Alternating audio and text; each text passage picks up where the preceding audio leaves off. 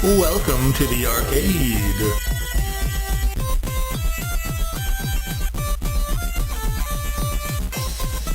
Gotta start the clock.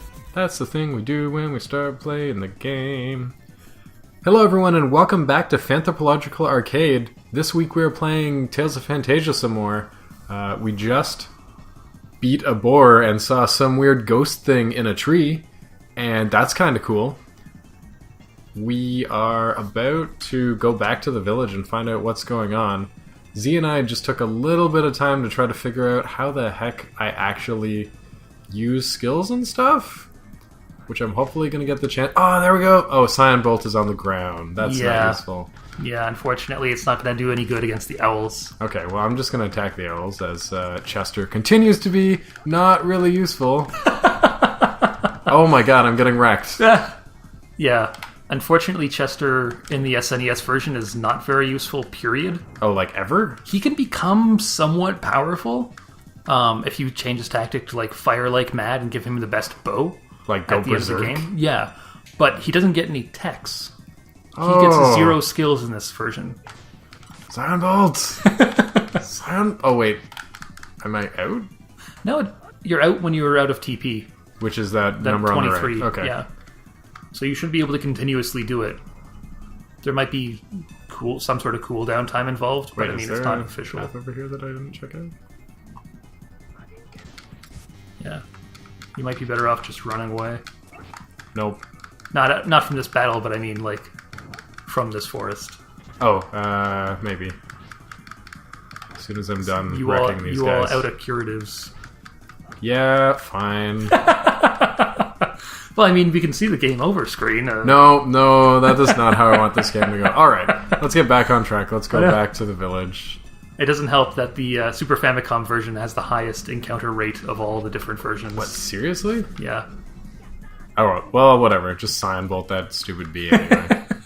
Okay, so I have a feeling that the village is burning down. I've got a hunch, also I'm walking into a wall. Just really? The nature of video games. Yep. Oh no, the village burned down. Who could have seen that coming? Oh, please don't tell me his little sister's dead. Can I raid that? No. No, everything's blocked up. But I needed those items. Okay, so bad news bears. Everyone died, so much for the wedding. You're not going to be an usher at the wedding. Sorry, class. No, his dad. Yeah. Oh, well, she... And his mom. Oh, never mind. Oh, come on. Really? Pathetic fallacy. That's the English major term for... It is, yeah. When the weather and natural phenomena reflect human emotions. Why do they call it pathetic fallacy? Because it has to do with pathos, which is tied up with things like sympathy and empathy. It all goes back to the Greeks. I'm sure it does. For a second, it looked like they were about to beam out. No, it's just the lightning. Oh man, got some lightning effects in the background here. Please. Yeah. Oh no, she's dead, isn't she? No. Mm-hmm. Let's go to my uncle's place. I don't know if he's referring to the fact that like we can't leave them being dead because they're dead, or because he just means we have to bring the survivor. No, burial. Okay. Yeah. Alright, so we're off to a strong start in the RPG trope thing. Prophetic vision, followed by burning town. You've got to remember, at least to some extent, that, you know, this game did come out in 1995, quite a bit before a lot of the tropes that we now recognize were tropes. They were still somewhat fresh, somewhat new. I mean, you could look back on things like Conan or Red Sonja from the 80s and say, yeah, pretty much the same thing is happening here. Their village is destroyed, and that forces them to seek vengeance against some great warlord-type figure. Yeah, what's the deal with this pendant? I was about to say. My father gave me a pendant. It has no significance whatsoever. Alright, but seriously, is there... So now Kless is suspecting that the people who came to destroy the village were after these pendants. pendants multiple? There might be a chest in the sword school. Okay, because I was about to say, I have nothing right now. I'm pretty sure Potentially. I'm going to just die as I make my way back. Is there a chest? There's a... Nope, just another dead It's just person. going to be... Okay. It might be upstairs. Let's go take a look. Wow, that is a big hole in that wall. Yeah. But anyway, Kless is realizing the fact that... Ooh, that sword looks shiny. Maybe it belonged to one of these other people. Took the Night Saber. Oh, well. Yeah. I'll just take that. It has no particular significance. Wait, I'll just go best. Just be the best like no one ever was. Wait, did I actually heal up? I did. Yes. Well, that's perfect, because otherwise that would not be a good time. Okay, cool. Yep. So, Toda's village burned down. Yep. Something to do with his pendant. We're going to go visit... He's realized that they must have attacked the village because of his pendant. And so now he's getting out of there, so Chester will not be attacked further. So I noticed that the town we're supposed to go to is called Euclid. Yes. Is there like a naming scheme in Tales of Phantasia? Like, kind of. A lot of Yoshiharu Gotanda's inspirations seem to come from Norse mythology. That doesn't really help explain much about Euclid. You actually want to go north. to that pass? To the pass, yeah. Okay, I wasn't sure. Yeah. You should save after this fight, too. Oh, I can save again. Yeah, or you can ever. save. You can save on the overworld, and you can save in little pentagram circles. That's fun. Hold on, I'm gonna kill these owls. Actually, that scenery just looks gorgeous for a Super Nintendo game. Yeah. Okay, so there's a pass, which is obviously an area I need to go through. Get out of the pass. Wait, not through the pass? Get out of the pass and save. Oh, sorry. Man, I now know what all these Yeah. other people... Oh, there's like a... Yeah, little map showing you where you are. I mean, I don't know why I'm super impressed by all of these things that have been... I'm just pressing buttons and I'm not sure what I'm expecting. Yeah. I can't carry the statue, but maybe I can pull it. Ooh. Okay, Except, that's... aka A. I know, that's just kind of weird, because it Pretty sure takes that, you... that do the shop. Yes. Awesome. Alright, well, I have money, so let's Yep. buy some curatives. Yep. Oh, 30% of my TP. Oh, it's just a percentage. Yeah. That's different. Yeah. Alright, I know you're not big on... Oh, okay, sorry. Yeah. I know you're not big on items that boost people up in terms of stats, Well, but play how you play. I'm not playing right now. I'm just supposed to be talking. that's fair. And I should buy one of these just in case. Yeah.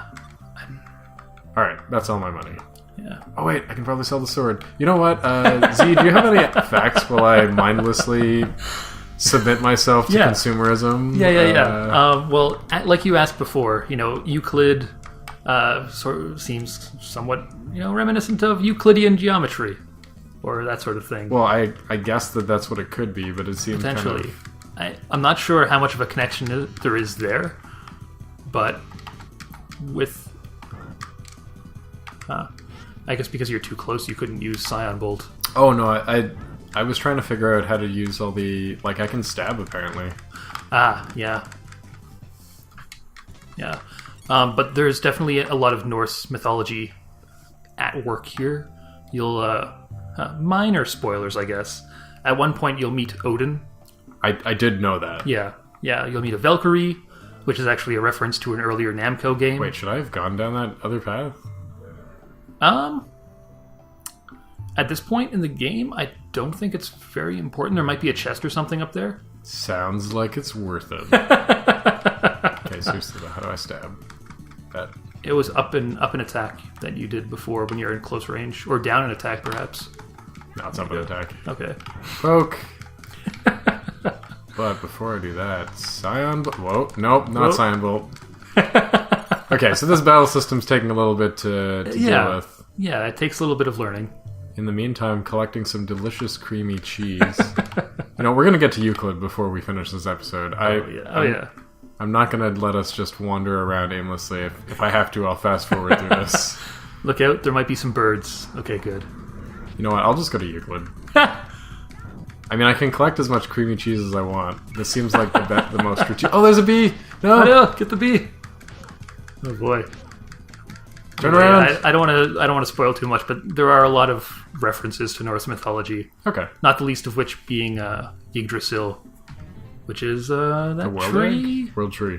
That tree that you encountered before might gonna... be called Yggdrasil. I think this is how I run. How do I run? There we go. Yeah.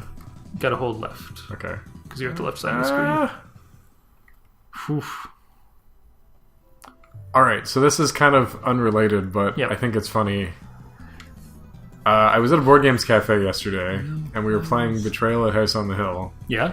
And, That's a fun game. I know. We were playing with the expansion, because they recently released an expansion called Widow's Walk, which adds a level above the upper level. So, also, hey guys, we like board games.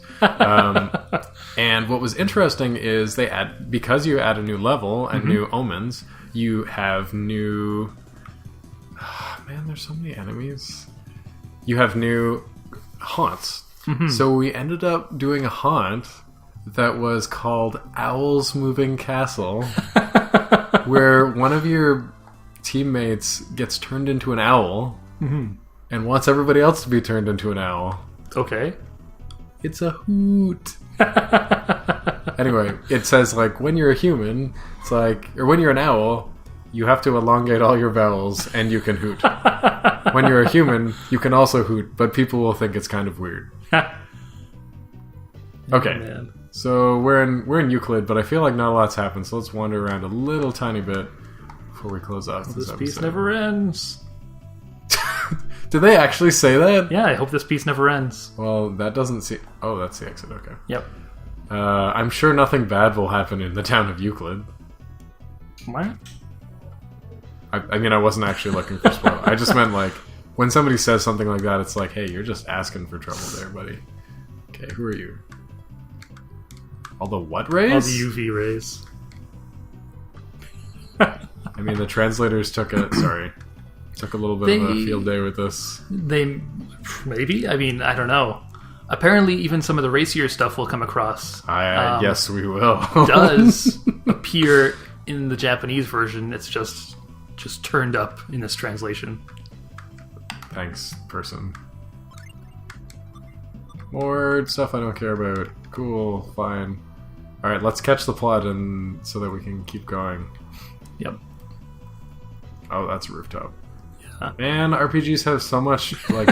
I guess it's for world building, but honestly... So much space. That's just space. Hello and welcome to a weapon shop. Script. Can I afford that?